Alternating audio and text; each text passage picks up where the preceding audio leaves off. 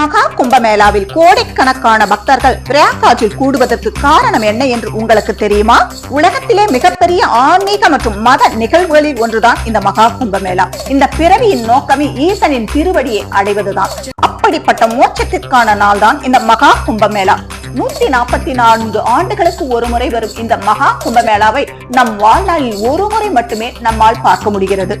அமிர்தத்தை பெறுவதற்காக தேவர்களும் அசுரர்களும் பாற்கடலை கடைந்த போது பல்வேறு தெய்வீக தன்மை கொண்ட பொருட்களை தொடர்ந்து அமிர்தம் கிடைத்தது.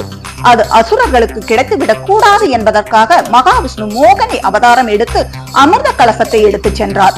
அப்போது அமிர்தத்தின் சில துளிகள் பூமியில் சிந்தி அவைகள் ஹரித்வார், பிரயாக்ராஜ், உஜ்ஜயினி, காசி ஆகிய 4 புனித நகரங்கள் தோன்றின. இதன் நினைவாக கொண்டாடப்படுவதே கும்பமேளா ஆகும்.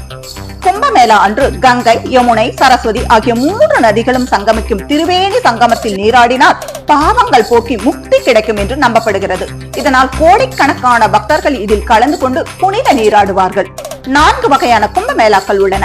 ஆட் கும்பமேளா 6 வருடங்களுக்கு ஒரு முறை கொண்டாடப்படுகிறது. பூர்ண கும்பமேளா இது 12 ஆண்டுகளுக்கு ஒரு முறை கொண்டாடப்படுகிறது.